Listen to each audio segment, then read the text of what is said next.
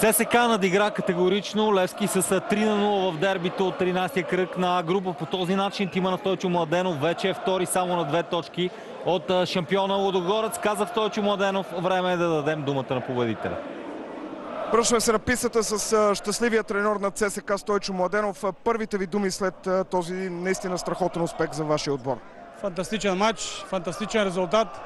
И от днес пред цяла България заявявам, авторизирам всички журналисти от днес да ми наричат наистина Тройчо. Мисля, че заслужих името. Игрови, къде най-вече ЦСКА успя да победи? Успяхме във всички фронтове, както в офанзивен, така и в дефанзивен план. Момчета бяха перфектни, едно отлично първо по време, второто по време просто трябваше да контролираме резултата и играта, а същевременно и да създадем още голови положения, които по-чудени станаха както на Марсиньо, така и на Чочев. Ситуации, които можем да се поздравим с още един-два гола. С оглед на това, че и Емил Гаргоров и Фопоре бяха под въпрос, как изиграха те матчи? Имаше ли сериозни наистина проблеми при тях? Имахме. Това беше най-тежката седмица от всички тези в шампионата, защото не само Емил Гаргоров и Джереми Фопоре, имаме проблеми с Апостол Попов, имаме проблеми с Валю Илиев, всички те излезаха на инжекции. Имаме проблеми още повече и с Антон Карачанаков и с Чочев.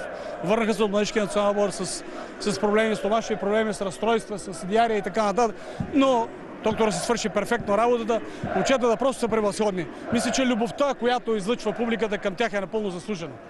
Със сигурност и момчета, вашите футболисти усещат тази любов. След тази победа ЦСКА на къде върви? Може ли вече по-смело да се погледне към първото место? Вървиме възходящо и продължаваме по същия начин матч да гледаме матч за матч, колкото и клиширано да звучи, но наистина е точно така. Не искам да мислим за третия матч, за четвъртия, следващия матч е най-важният. Така че, както и във всяка една игрова ситуация, следващата ситуация е най-важна, така и следващия матч е най-важен. Има ли спокойствие в момента в съблекалнята? Александър Томов се завърна вече. Завърна се с гръм и трясък. Човека, който спаси клуба, всички трябва да бъдем зад него, каквото и да става от тук нататък. Накрая нещо да кажете за феновете на ЦСКА, които ви подкрепиха. Велики са, да знаете. Няма по-голяма фен маса от червената. В най-трудния момент в историята на клуба те показаха, че истински обичат своя клуб. Благодаря на старши треньор на ЦСКА Стойчо Младенов. Сега отиваме към колегата Иван Боянов и наставника на Левски Антони Здравков.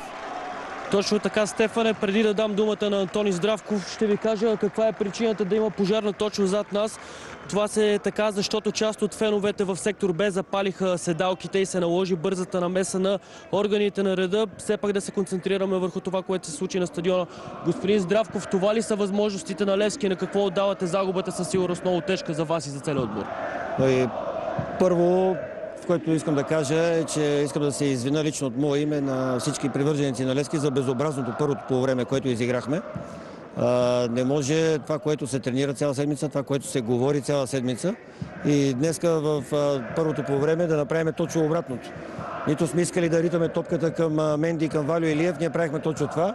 Трябва да си подаваме топката по земята, търсим празните пространства. Толкова брак аз за едно по време не съм виждал. Нямаше футболист, който да не сбърка. Допуснахме 3, бих казал, толкова елементарни гола, че няма докъде. И при първия гол оставихме човека самичък да излезе срещу вратаря, при втория гол недоглеждане, при третия гол тотално безобразие. Келф е, че през второто полувреме нещо се опитахме да играем, създавахме положение, никаква полза от всичко това. Безспорно много брак в играта на Левски, особено първите 45 минути, много грешки. На какво го давате в крайна сметка? Прекалено пренавит ли беше отборът за този двубой? Не бих казал, че е бил пренавит. Мисля, че това, което и Юканович се оплакваше, че една голяма част от футболистите не спазват тактическа дисциплина. И това беше основното и в днешното двубой, особено през първото време. Видяхте, че ние имахме футболисти, които в определени моменти въобще ги няма в зоните, няма как да се припокрият, няма как да си помогнат.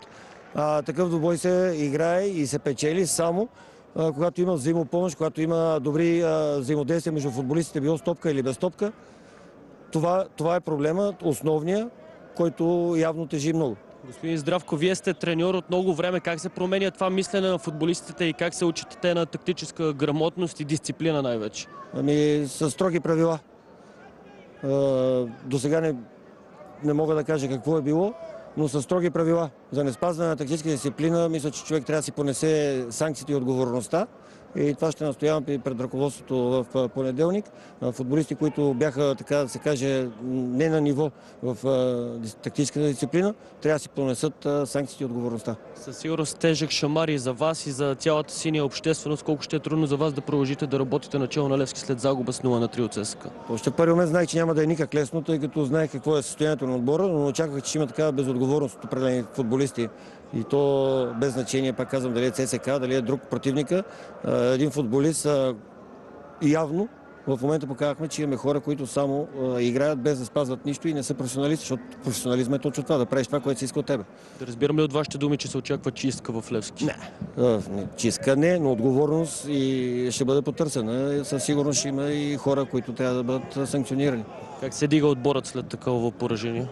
Отборът по принцип трудно се вдига, без значение как се казва, но аз разчитам единствено на това, че в Левски много от хората, които бяха и днес на терена, и тези, които останаха дори на пейката, имат самосъзнание и трябва да осъзнаят в каква ситуация сме, кой отбор сме и да дадем максимум от това, което трябва от тук нататък, за да почваме да печелиме, което е много важно.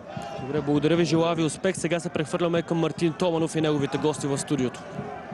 Да, доста интересни мнения и на Стойчо Младенов, и на Антони Здравков. Сега обаче е време да чуем мнението и на нашите гост-анализатори. Започваме с Георги Велинов от страна